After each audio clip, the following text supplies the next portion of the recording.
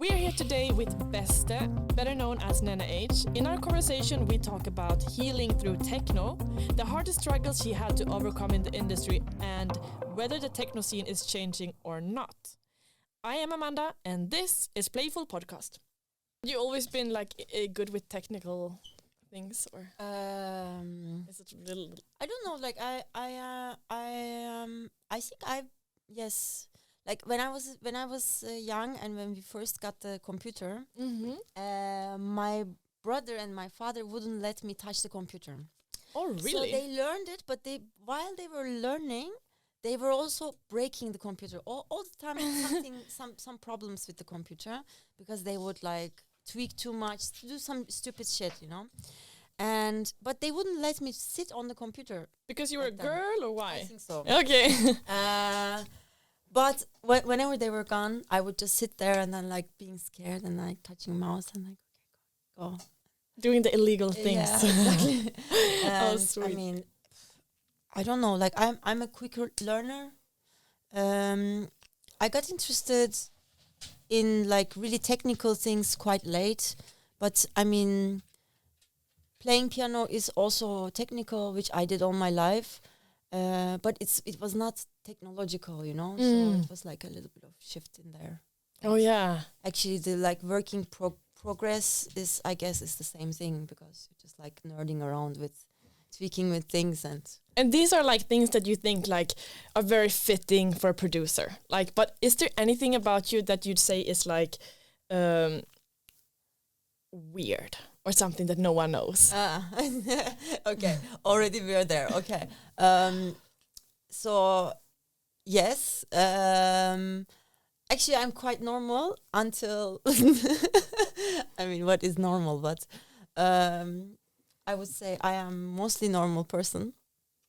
But what I do, which people find weird, is that before going to sleep, I need something really, really loud to get me calm, and then I can sleep really well, like people screaming at each other or something like this. Oh, really? I watch like crazy shit, like really loud, and like it can be a race, it can be RuPaul's Drag Race, Untucked or something, where they're like going off of each other, and I just like listen to it in a headphones, and then I can fall asleep. Like okay, cool. I think it's the opposite to me. I realized today that every time I walk my dog, I'm like scared that someone's gonna shoot me or stab me, even in the daylight. Oh, no, so that's trauma response though. Oh, okay, that sounds bad. I should check it up. Did you have something like this? No, okay. That's fine. Like I have very vivid imagination, so when I watch movies, I can be very much like, oh my god, you know, like someone's gonna get me. But that's interesting though. But maybe it comes from there, or maybe something happened. Who knows? Who knows? You've been in Berlin already 8 years, yes. And you came for studies, no? No, I went to studies to Stuttgart. Oh yeah. So actually, altogether in Germany, I've been 15 years already. How did you like make your first interactions here? Of course. Yeah, I mean, it is the most difficult story of like discovering Berlin from everybody, right? Like you just go there because one of your friends is there right at that moment, and then you're like visiting them, and you're like, okay, what the fuck? You know, that's what happened to me as well. I like first time I came to Berlin, I couldn't stop smiling because I felt so much home, especially like in Neukölln, Kreuzberg. I was like, what? This Germany has this to offer. This feels like home to me because it's like so Turkish, Kurdish, Arabic people, you know, and the vibe is there, you know, like it's chaos, it's loud, you know, streets are going down, and I'm like, yes. And I fell in love, like, right away. And then, of course, getting to know the club culture, I was sold. I was like, okay, I have to, like, move here. Did you go to the clubs by yourself then at the start? Or? In the beginning, I think, like, couple of friends actually brought me to my first parties, and most of them were like, I mean, that was like at least 10 years ago. So most of them were outside illegal raves. Even in Hasenheide, there used to happen many illegal raves, and it's not happening anymore. But I mean, back then, like, there was a lot happening in the city without going into the clubs already, you know. And that was, I think, my first interactions. And like really, really clubbing or like getting to know Berghain and stuff happened after. And once I discovered that, it became kind of like a therapy for me at that time, you know. So I would go alone. I would always go alone and no talk, must dance, let's go, you know. Yeah. A little bit. Were you into techno even before that, or? No, actually not. No? Because I didn't know. Yeah, no, exactly. I didn't have any idea. I mean, I wish I did at once. I mean, one part of me says, it would be so nice. The other part of me is like, okay, you would have been dead right now. So it's okay. It's okay. I got, you know, I learned about it quite late in my life, but actually it's all for good, probably. Yeah. Yeah. The art school didn't have as well parties. I mean, they had also, like Stuttgart also had, but I was such a nerd, you know. I just did what I did, which was like practicing piano, and I didn't do much. I had really great friends, which I still have from back then. I was okay, social, like we would do a lot of things together, but it was like clubbing came very late, very, very late in my life somehow. Yeah. Not so bad. Yeah. Keep young. Yeah.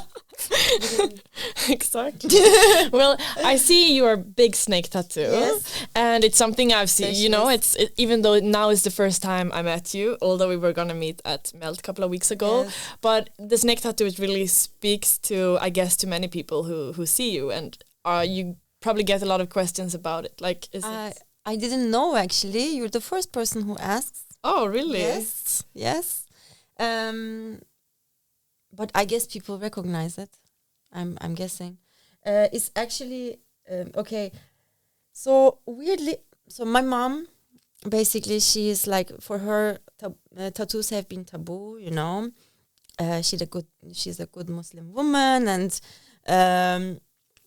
tattoos are a little bit like a gateway to weed, gateway to heroin. You know, like. Oh. This like this. it just It doesn't all make any starts with sense, you know. with some exactly. But weed or she's better now with it, for sure. Like, we've worked on it. She's better with it, but of course this was for her, like because she's also afraid of snakes. So it is basically manifestation of being a really bad daughter, you know, like. Just making a tattoo which she hates and then doing the animal that she's afraid of, you know. Okay, yeah, it's the... Yeah, I don't know. But here also, like in the beginning, in the head, it is my real name, which this language is medieval Asian Turkic language. This says Beste, and at the end of the tail it says Nene. So it's like a road that goes. Really nice. Yeah.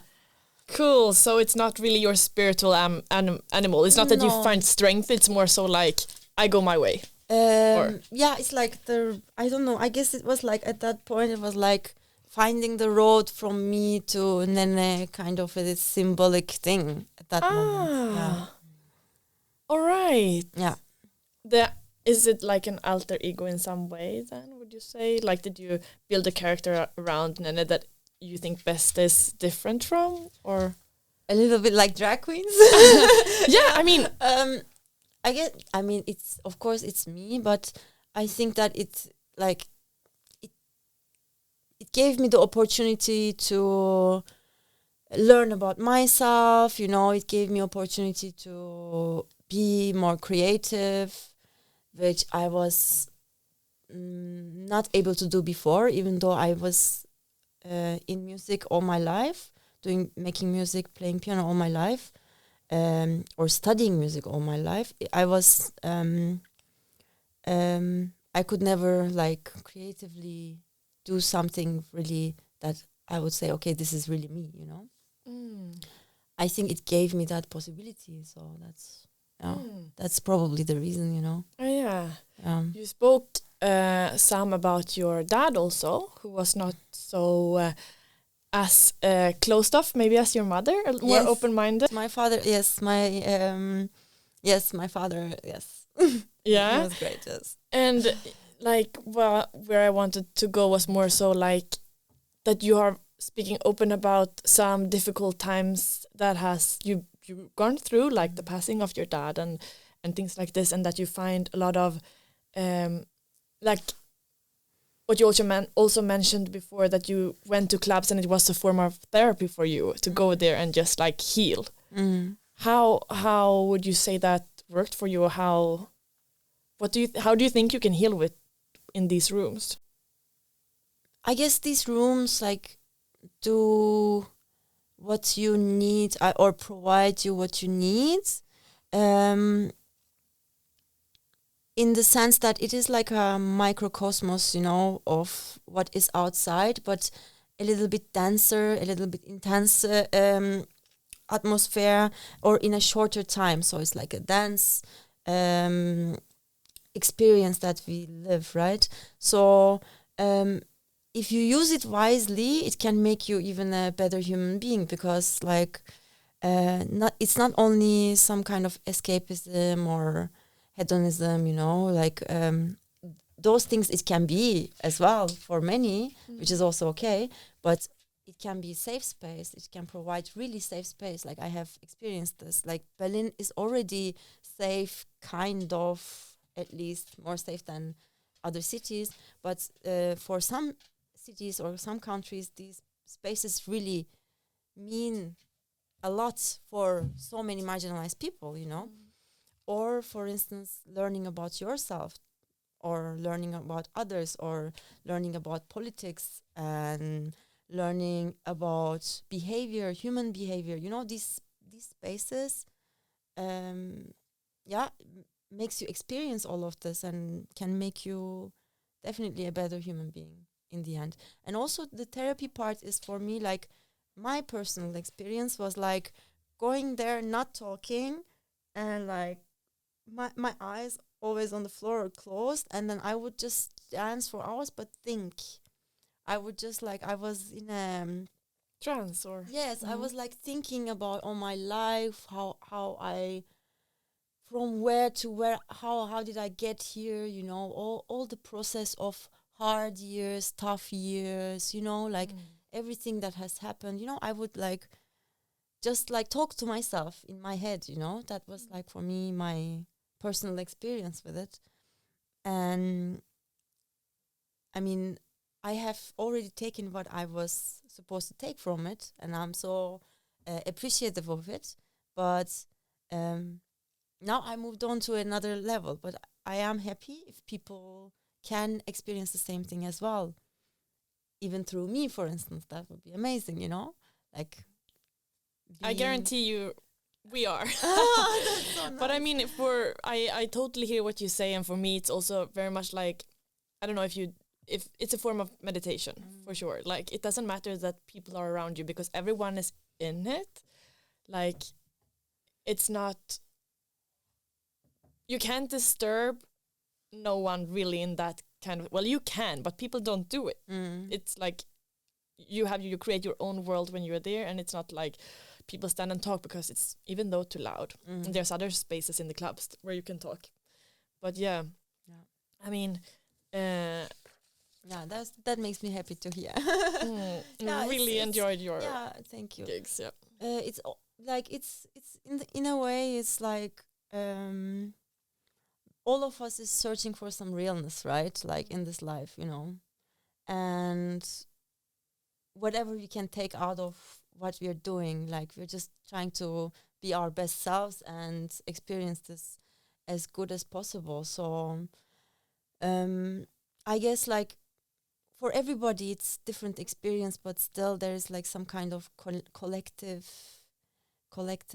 spirit of it all, so and I love being part of it, and I am like glad that I can be at service, that's for me very, very like, beautiful. Is it part of your creation, like, are you conscious about it when you produce also in some way to create the journey that is, or how does that work for you? I think no. I'm just having ideas or inspirations, I guess, and then going from there. Yeah, I'm just focusing on the thing that I'm doing, but with the hope that the result can be that, you know. And do you feel that even the electronic scene is changing somehow, or? Oh, of course. I mean, it's getting more and more commercialized, you know. So there is like some side effects to that, of course. And this is I guess, the natural way of things turning into, you know, capitalist money-making thing, you know, and which we also profit from, you know, at some point. Like, without it, there wouldn't be as many jobs, you know. So it's kind of like a thing that you complain, but you still benefit from, you know what I mean? Just like everything else in this world that is somehow related with this capitalistic, you know, system. But the thing is, like,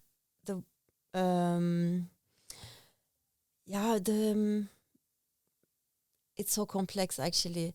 I think the situation is like, it is bad and good, I guess, you know, at the same time, because at the same time there are also good things happening. There's a contra moment kind of thing that is actually happening in some cities that are aware of the situation. They work more on or organizations, party series that work more on inclusive lineups, you know. They do the job, and they also teach their the people who come to the places, who come to their spaces, you know. It's not just like you being there and having fun, but you also have some kind of etiquette on and stuff like this. So there are also this kind of like different things that are happening that are not in this commercialized thing at all, you know. And sometimes those things also become commercialized because they get too hyped and stuff like this, you know. That's also part of it. You can't really stop it then, I guess. Yeah, I see it like this, and I wonder how it's going to look like in 5 years or something, you know. Are you scared? No,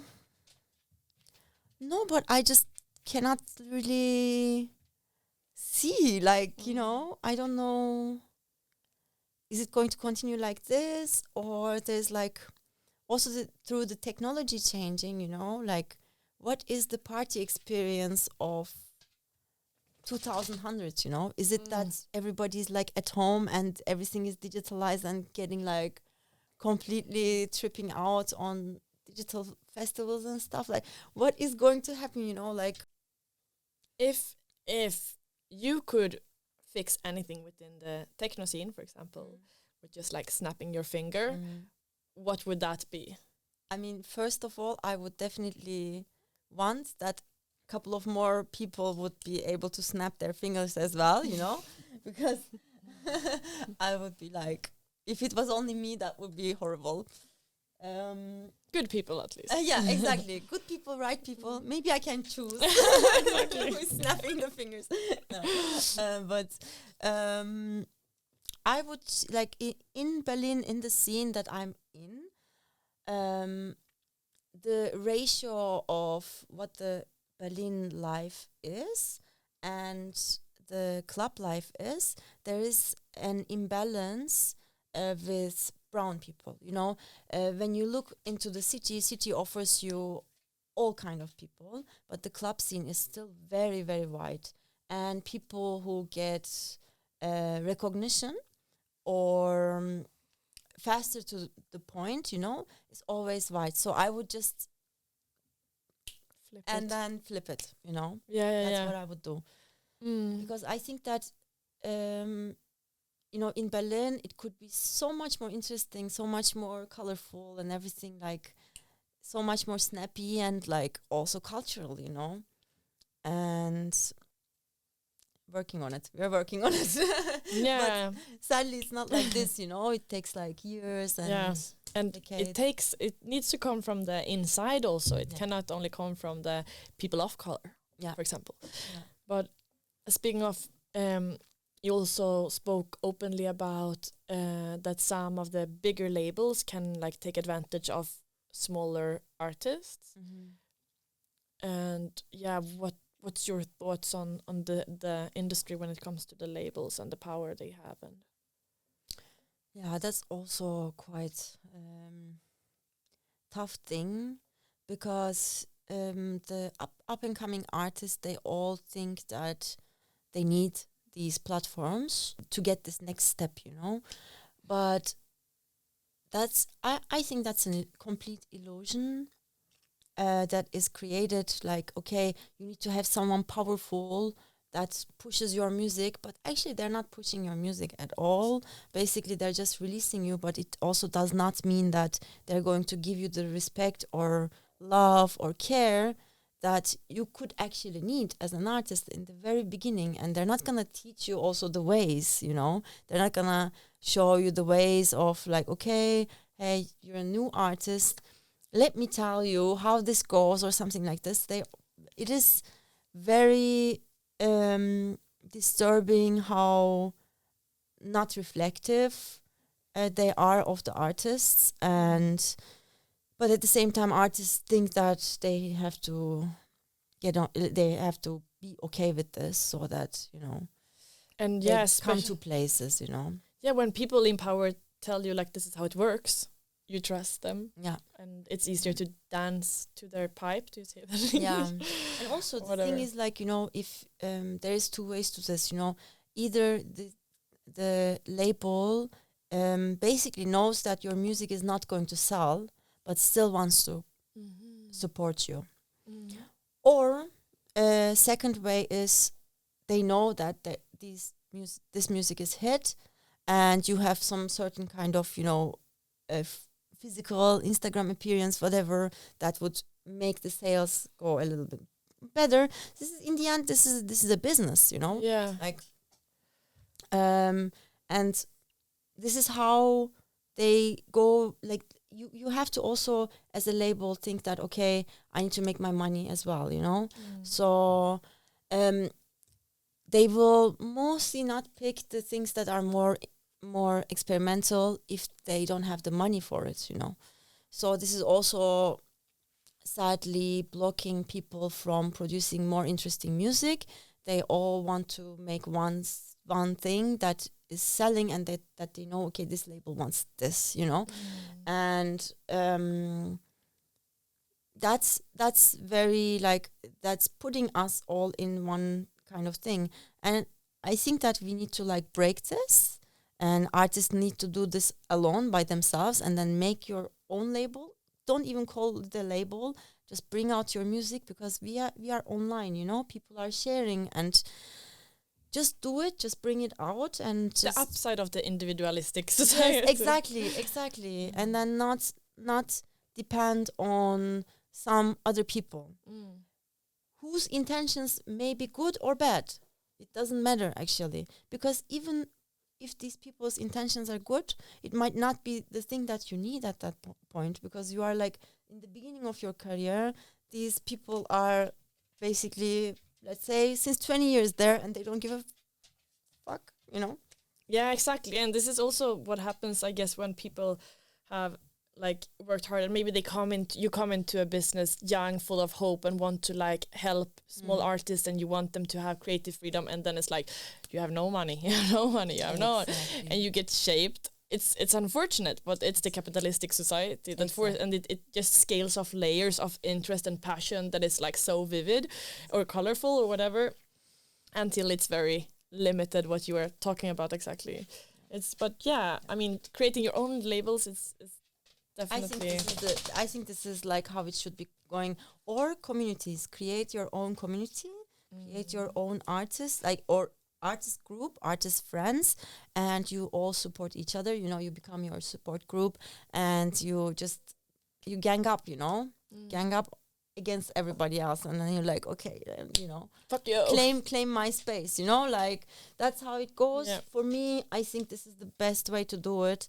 But in the beginning, I was also like, I don't know, if he told me like, give me some of your blood, I would have given him. You know, like that was the vibe for me. Yeah, you know? when you're young, also. I mean, you're so used to that you have to listen to authorities, and yeah, exactly. You don't have the exactly an authority thing. Yes. Yeah, I hate that Authority thing. Yes. and then not knowing, like, you cannot pursue the future or the actions and what's gonna happen, and you just trust. Yeah.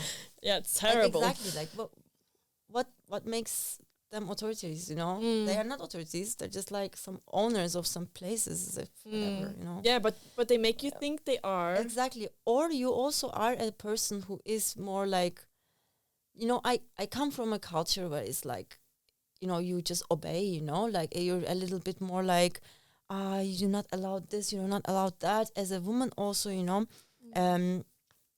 And I am used to it, and I think that, okay, I have to be like this. You know, I had to work on it for years now. Especially now, last year, I did my work on it, so not giving a shit anymore, you know? Yeah. Fuck it. It's just, it doesn't make any sense. Are you happier now? Yes, for sure. For sure. I don't give a fuck. I don't give a fuck about what they think about my music, you know?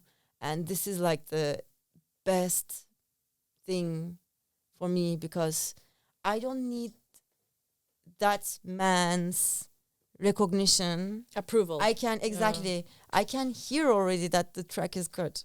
It's fly. Fuck you, you know. Sit down. This You is know, my music. like, yeah. So how did you get there? Like, how did you? I guess it was like I was like this, you know, pushing down people. Like, I'm like, of course, possession was the last point for me, where I was like, honestly, why am I being so disrespected for so long by people?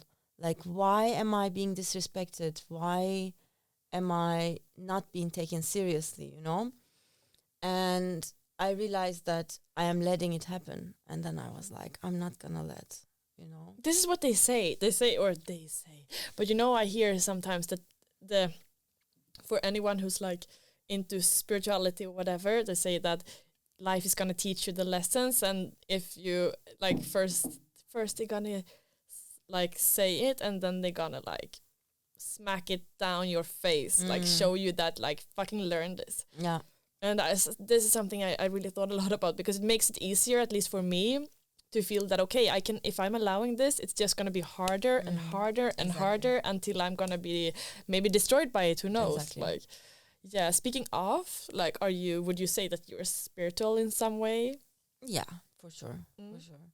I mean, especially after my father passed away, I just became very, very like, I don't know. I've been always quite, yes.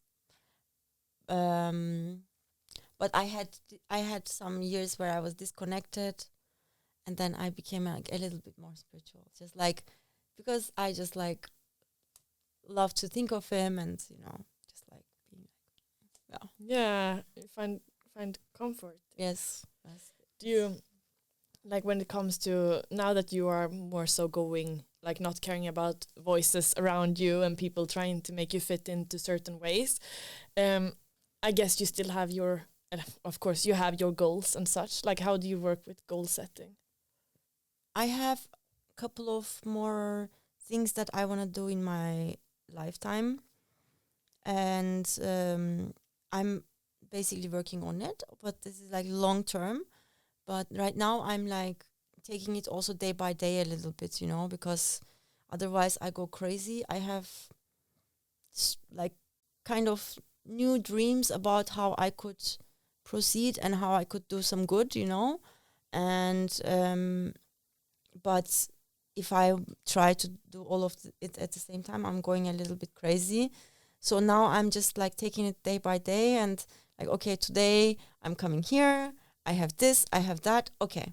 Now first like relax and then start, like just trying to find some comforts in between so that it becomes like more relaxed, because I am now a little bit more tense because of a lot of work, Traveling. And traveling and everything. So I'm like planning, I also have my notebook and write everything down. It makes me relax. By hand, less. it's something else, yes, no? I do it, yeah. I still do it every day. Do you have like, do you do it like when you wake up or in the airport, or do you have a space? Yes, all of that. Wow, yes, all of that. And sometimes at night as well, to like maybe sleep also better, just I know what I'm gonna do tomorrow, like a little bit more like controlled, Do you want to spoil one of your goals, or is that, do you want to spoil one of your goals that you're looking to, or is that to, maybe you believe in like cursed? No, I mean, one of my goals is, for instance, I already started it now in Istanbul, to build a really good community that is like is like a safe haven, and creating a platform for them and elevating the scene in Turkey. That's one of my goals that I just started.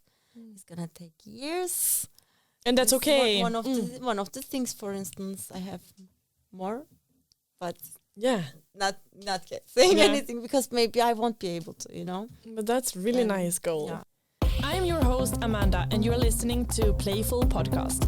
If you like what we do and want to support us, as well as get some extra perks, such as access to all episodes before everyone else, and a lot of extra material that will never be released on the main channel, go to patreon.com/playfulmagazine. Thank you so much for your support. Boom, boom. No, but you're giving so much content. I'm so happy. You're so easy to interview. You're like pouring your heart there, like damn. That's really, really nice. That's cool. I love it. Okay, so here you say naked. All for the cameras. All pouring my heart out, pouring the legs out. Love it. Sell it. Maybe do a catwalk. No. So you say either one of the or the other, or both or none, but preferably one or the other. One or the other. Okay. Stranger Things or Housewives of Beverly Hills. I hate Stranger Things. Whatever else it is, I'm down for it. Boys or cats? Oh my God, cats. A hot dog or Caesar salad? Hot dog is pork, right? No, it can be vegan hot dogs. Or whatever. When it's vegan or something, yes, hot dogs, I would say. But I never eat hot dogs, though. No? No, because I thought it's only pork. Maybe in Germany it's a lot of porks. I think often, so. at least. So. Yeah, but actually I eat a lot of hot dogs. Really? And you should go eat hot dogs. Yeah, no, but I actually make them at home for lunch. Yeah, it's really great. Or dinner sometimes. But they have vegetarian hot dogs in the supermarket. Okay, great. Really nice. I will go check with it out. Senaf. 100%. Senaf? With Senaf? what? Do you say Senaf in German? Senf. Oh yeah, okay. There's one extra letter in there. Senaf. Techno gym or morning meditation? Morning meditation. Do you do Even that? though I don't do it. Yeah. Okay. Well, you do your diary thing, so that's and you do. But do you mean techno gym, like going to a gym? No. Going to the club and just like yoga, meditation, all that. all that. All jazz. that, for sure. Rooftop bar or Kneipe? How is the weather? Sunny. Okay, then rooftop for sure. All right. Yeah, it has to be. You cannot freeze there. Exactly. That would be really bad. Okay, never have coffee again or never get any intimate cellar gig. Intimate? Intimate cellar gig. Like basement gig. Oh, shit. That's tough. for you, I guess. Shit. Never get coffee again. I mean, No Turkish coffee. I would cry. I would cry. But I would still pick that. Tarot cards or crystals? Tarot cards, for sure. One best friend or 10 good ones? 10 good ones. 10 best friends, yes. Mm-hmm. You can still have your hobby. To always play alone with great sound, like really good sound, but no one is watching you. Or to always play in front of a huge or big crowd, but the sound is okay. Oh my God.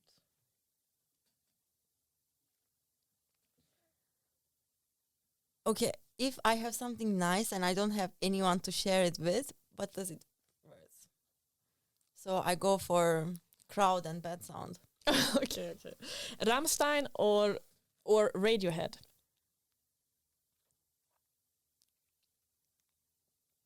I don't know. I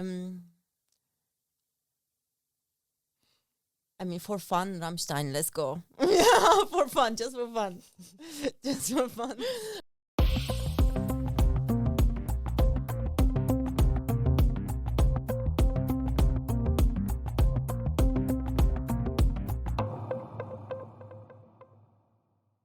Okay, now we come to the last the last chapter of this podcast. Okay. And this can be fun, can be weird, because I haven't met you before, so it's very much like me and it's basically me and the office a little bit. I don't know how much the office has been integrated in this, but we have done assumptions about you based on what we read, and you say if it's wrong or right. That's so cool. Okay. You have a split personality between being artsy and intuitive and a bad bitch. True. Yeah, I guess so. Like, I think that one was clear after the interview. I was like, that one's gonna be check. True. After a busy week, you enjoy to withdrawal at a nice strip club. I wish I had time for that, but false. But if you had time, I would do it. Why not? Yes. Perfect. Two checks. Some queer, nice strip club. Yes, please. Yes. You seek alternative ways or like spiritual ways of healing before going to psychotherapy. Other ways of, again? Yeah, you seek like alternative healing ways before the actual psychotherapist. True. Yeah? Very true. Wow, look at this. You never studied to a test, but always got the highest grade. Yes, it's very true. Ah, shit. One of those, right? Last one. Yeah, let's go. When you don't like someone, you pretend they are invisible.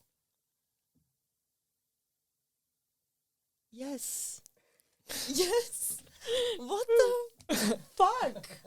That's really good assumption. Oh, that's great. Amazing. I think this is my best ones so far. Sometimes I can be out there. Amazing.